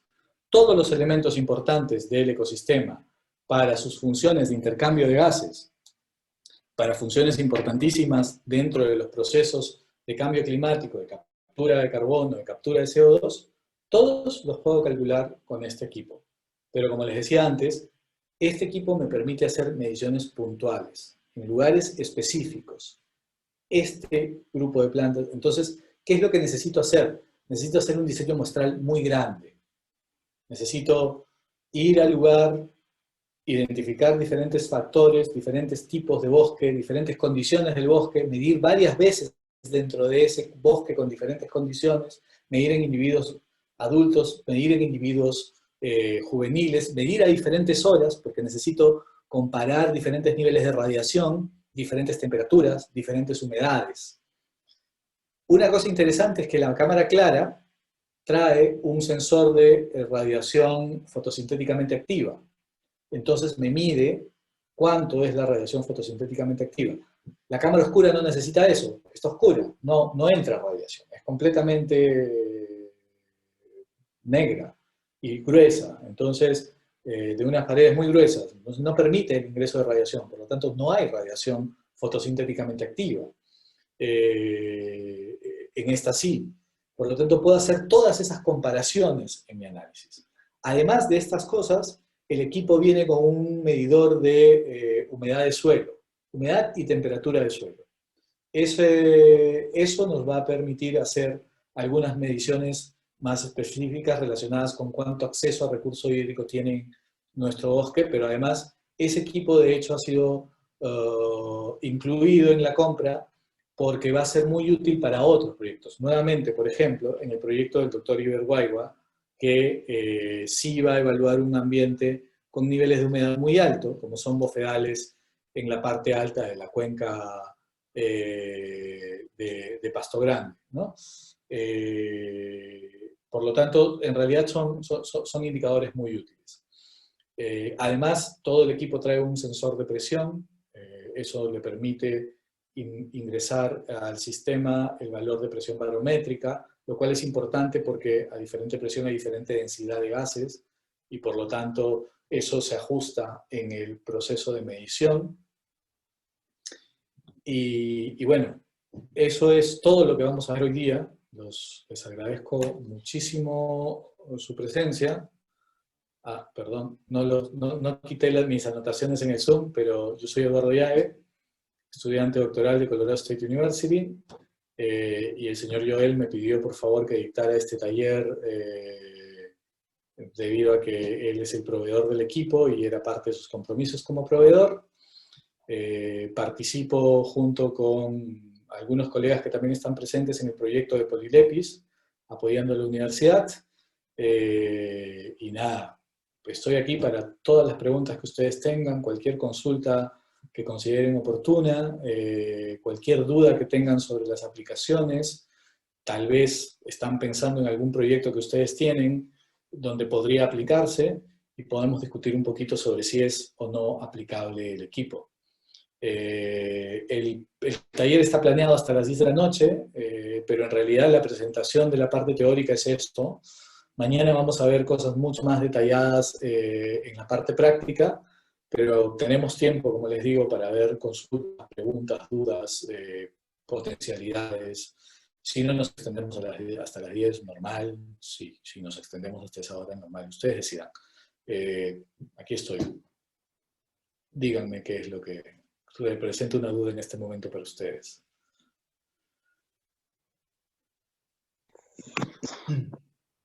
Buenas noches. Hola, Andrea. Buenas noches. Buenas noches, ¿cómo está? Quería hacer una consulta. Dice que la parte práctica es mañana, pero ¿es en sede Moquegua o en Hilo? Moquegua. Ah, Moquegua. Ujú. Ahí. Sí. Otra consulta. En cuanto al equipo, está, como he visto, bueno, he entrado un poco tarde, pero sé que tengo entendido que es un equipo portátil. Sí. Pero en cuanto a la captura para medir la concentración del CO2, es necesario en este caso que esté bastante tiempo en campo porque como usted mencionó, hay algunas instituciones como el IAP de Iquitos que tienen también un equipo pero lo tienen permanente en una torre. Y Sí. yo vi que ellos sacaban información semanal para tener con información más certera, ¿no? Pero en este Ujú. caso, en este proyecto, tengo entendido de que solamente van a ir a ciertos puntos, o sea, va a ser medición por cuánto tiempo. Eso era mi duda, más que Ok, todo, porque... ok, sí, claro que sí. De hecho, son objetivos distintos, ¿no? La torre de covariancia del YAP, que está en Bosque Barillal, allá cerca de Iquitos, es un proyecto gigantesco, ¿no? Solamente la instalación de la torre costó alrededor de $1.000.000. Y es parte de un proyecto global de registro. Esos equipos registran casi en tiempo continuo. Están registrando cada 15 minutos haciendo una medición específica. Descargan los datos cada semana, porque todos los datos que cargan, medidos cada 15 minutos durante toda la semana, saturan sus memorias. Entonces necesitan descargar los datos cada semana por la naturaleza del estudio que están haciendo. En este caso no es un estudio tan tremendamente sofisticado. Nosotros nos estamos concentrando en un solo gas, es un equipo que mide solo un gas, CO2, y nos estamos concentrando en mediciones periódicas. La idea es medir cada mes y poder hacer mediciones en diferentes parches durante varias horas para ver diferentes condiciones de radiación, de temperatura, de humedad. A ver, ¿qué te diría? Esto tiene unos objetivos bastante menos ambiciosos que el proyecto que tiene la Universidad de Utah con el YAP. De hecho, las dos únicas torres de covariancia EDI que existen en el Perú, la del YAP y la de Tambopata, son parte de proyectos gigantescos. Esto no es un proyecto tan grande. Este equipo permite mediciones puntuales, permite mediciones instantáneas, y para poder tener datos que puedan extrapolarse, necesitamos mediciones periódicas con cierta regularidad. Y es así como lo vamos a hacer. Para eso hemos adquirido un equipo portátil. Son objetivos, como te digo, completamente distintos. La idea es tener muchas repeticiones en diferentes momentos del año, en diferentes condiciones hidrológicas. La idea sería hacer mediciones, campañas mensuales de medición, y en cada una de estas campañas pasar varios días en campo trabajando en diferentes condiciones de bosque, y esa información recopilada durante al menos un año hidrológico, poder luego analizarla, interpolarla y extrapolarla y hacer interpretación a partir de esos datos. De hecho, hay muchísimos trabajos que se hacen de esa manera. El último trabajo que yo conozco publicado sobre eso es un trabajo sobre bofedales en Huascarán, publicado por el equipo de Rodney Chimner de la Universidad Tecnológica de Massachusetts, no el instituto, sino la universidad. Y de hecho es un trabajo bastante interesante, publicado en una muy buena revista que es Wetlands Management. Así que, de hecho, digamos, el objetivo de nuestro proyecto es un objetivo muy similar, pero no en humedales, sino en bosques. Si tuviéramos el dinero para comprar una torre de covariancia EDI, sería genial. O sea, ahí la tendríamos instalada permanentemente en el lugar, y estaría registrando igual que en el caso del YAP cada 15 minutos. Y tendríamos que ir a descargar los datos, no lo sé, tal vez compramos una memoria un poco más importante, que cueste un poco más, y podríamos ir a descargarlos cada mes. Pero, digamos, son objetivos y posibilidades del proyecto también. Ten en cuenta que los proyectos de la universidad no están superando los 200.000 soles. En cambio, la torre de covariancia EDI está en alrededor del $1.000.000. Es eso, nada más, la diferencia. No, es un tema de acceso a recursos. Pero la forma en la que vamos a registrar los datos es una forma estándar, bastante utilizada, muy práctica para el desarrollo de investigaciones muy puntuales, y nos va a permitir tener una idea más o menos clara de cuánto la estructura del bosque es un buen indicador del estado de conservación y de la funcionalidad ecológica del bosque. De eso se trata en este momento. Sería genial en algún momento tal vez juntar fondos de algunas universidades que tienen Canon e instalar un par de torres de covariancia EDI en ecosistemas áridos del sur peruano y hacer mediciones en bosques de polilepis de diferentes especies, ¿no? Pero eso es un proyecto muy ambicioso, muy grande y que requiere de muchos fondos, muchos más fondos de los que tenemos en este proyecto. Ok, muchas gracias. Justo quería saber para tener una idea, porque yo había conocido esa parte, ¿no? Y cuando empezabas a hablar de que el proyecto consistía, ¿no?, en medir la captura o la concentración del CO2, quería tener más o menos una idea de cuánto tiempo sería, ¿no?, que estarían ahí in situ para tener los suficientes datos como para poder decir que podría, ¿no?, o no considerarse para un proyecto más grande, ¿no? Sí, sí, claro que sí. De hecho, es como te digo, cuando no tienes las condiciones para instalar un sistema como ese, la solución está en tener muchísimas repeticiones, ¿no? Porque lo que tiene, por ejemplo, la torre de Bosque Barillal es una locación donde están midiendo constantemente.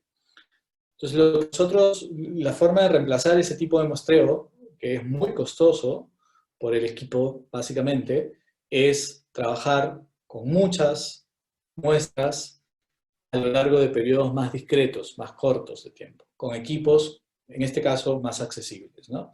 Y para eso, la idea es muestrear por un periodo de tiempo largo y hacer muchas repeticiones de muestreo en diferentes condiciones de bosque, porque ese es un equipo chiquitito que nos permite medir un lugarcito, ¿no? Un grupito de hojas, en realidad, que metes en la cámara, las sellas, y mides cómo esas hojas van intercambiando carbono con el volumen de aire que hay en la cámara. Entonces, el proceso es bien distinto. Digamos, es más discreto, ¿no? No es tan ambicioso, pero también es bastante útil para tener una idea bien clara de cómo están funcionando esos sistemas. Pero, digamos, el objetivo principal de esta parte del proyecto es poder confirmar si un indicador morfométrico y un indicador forestal tradicional, como es la estructura forestal, me está dando, o sea, me puede dar una información más o menos clara de cómo se ve el bosque, pero a lo mejor no me está dando información clara en estas condiciones climáticas de cómo está la funcionalidad ecológica del bosque. Entonces, la idea es poder confirmar eso, poder hacer ese match. Y para eso el equipo que tenemos nos va a permitir hacer eso de una manera muy precisa. Lo que no vamos a poder hacer es hacer un balance exacto de cuánto carbono captura y cuánto carbono libera durante un periodo determinado.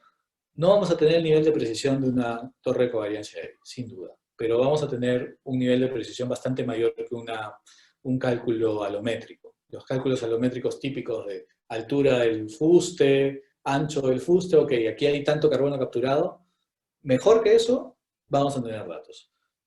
Como una torre de covariancia EDI, no tenemos el equipo para eso. Ok, muchas gracias, quedó muy claro. Ok, a ti, Andrea.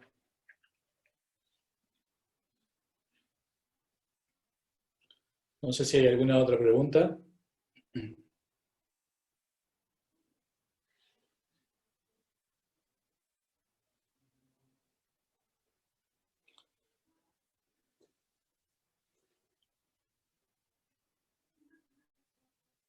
¿No hay ninguna?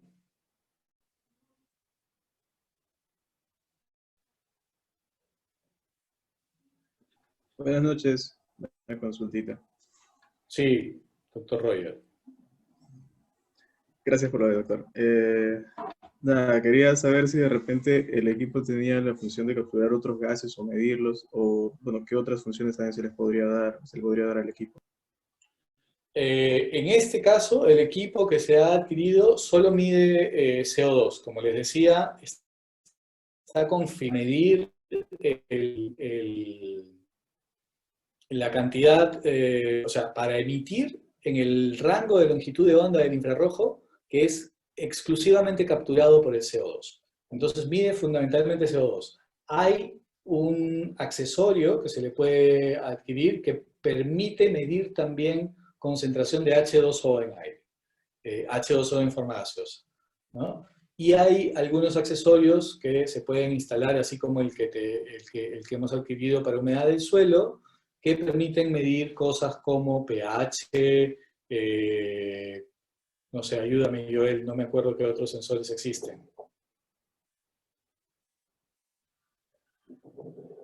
No te escuchamos, estás con el micrófono desactivado. Ya, el canopy, Y ya, si me tenemos, escuchando. sí, tenemos sensores, por ejemplo, como el HydraProf, que es para medir la temperatura y humedad del suelo. También tenemos para medir un sensor para medir pH y un sensor para medir el H2O. Sí, de hecho el más interesante como medición de gases es el de H2O, pero este equipo en particular se restringe a todo lo que tenga que ver con CO2. Se le puede agregar H2O, pero digamos para aplicaciones de ingeniería donde se podría medir otros gases interesantes como NOx o CO, eso no está incluido en este equipo. De hecho, la marca tiene otros equipos que miden eso, de la manera en que miden estos equipos, ¿no? Esto no es una... hay otros equipos que se usan en ingeniería para medir gases, pero esto no tiene el mismo principio. Esto es un equipo de medición instantánea que permite cuantificación temporal en la concentración. Y es básicamente por su objetivo, ¿no? Está diseñado fundamentalmente para medir ese último factor que vimos, que es la eficiencia neta del ecosistema, para ver cómo estos ecosistemas están intercambiando gases con el universo entero. Básicamente eso, profesor Roger. Muchas gracias. Una consultita más, no sé si haya, o sea, alguna información para de repente poder participar del proyecto. El proyecto de bosques, de hecho, sí, sin duda. César, por favor, ¿nos puedes indicar quién es el actual jefe del proyecto? No te escuchamos bien. El director de proyecto era hasta el día de ayer el doctor Alberto Coahuila Quispe, por encargo, porque nuestro principal director había renunciado a la universidad. Sin embargo, a partir del día de hoy, el director del proyecto es el profesor Abraham Flores, de la Facultad de Ingeniería de Minas. El grupo de investigación todavía no ha tenido contacto con el profesor en persona, hemos conversado por teléfono solamente y se ha programado una reunión a partir del día lunes para coordinar el término del proyecto, ¿no? Esta actividad en la cual se va a usar el IRGA es la última actividad programada dentro del proyecto.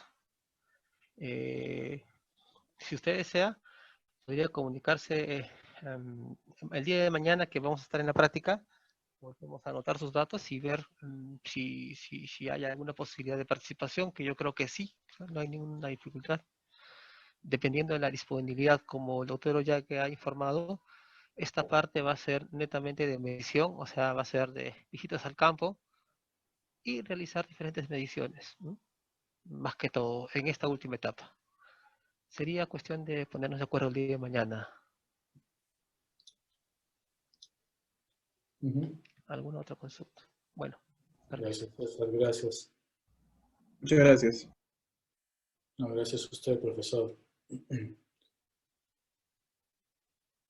Bueno.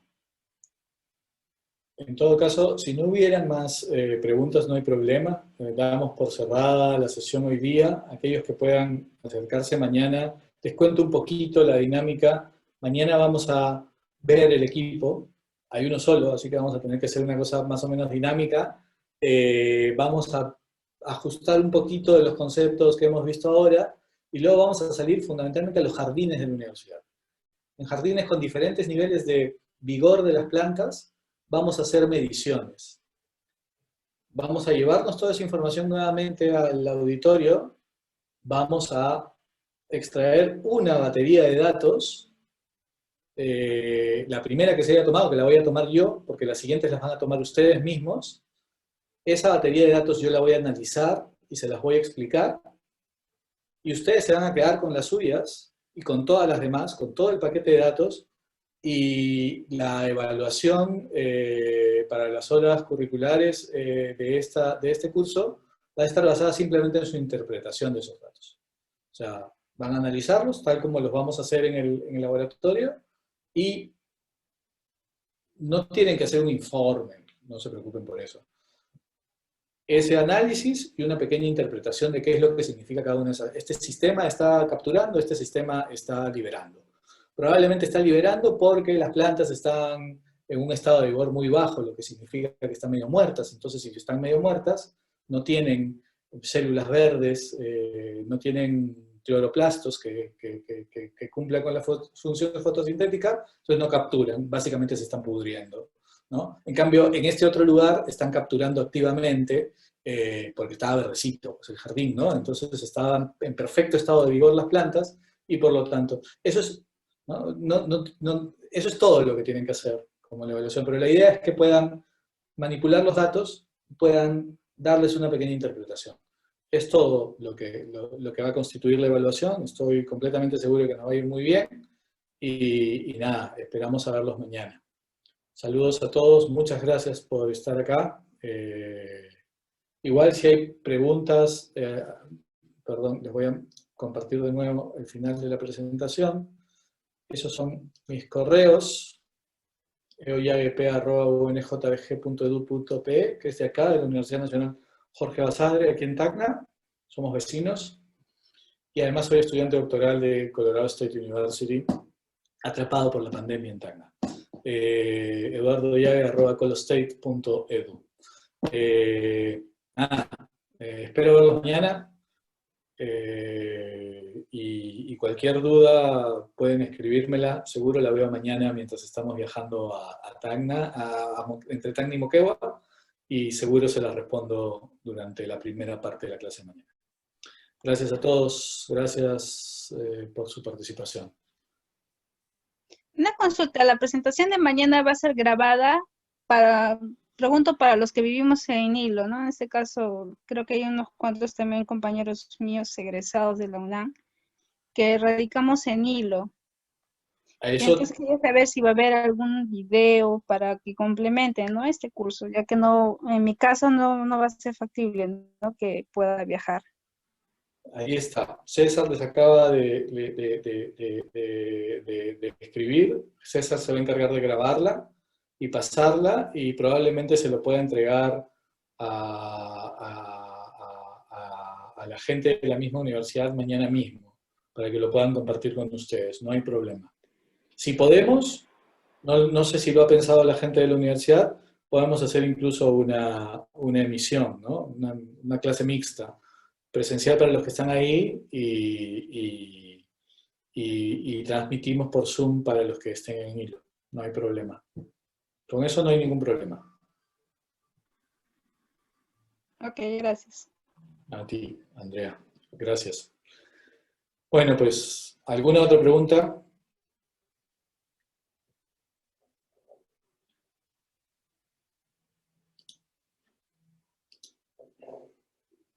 Yo creo que no. Ahora sí. Los dejo. Buenas noches. No nos hemos extendido hasta las 10.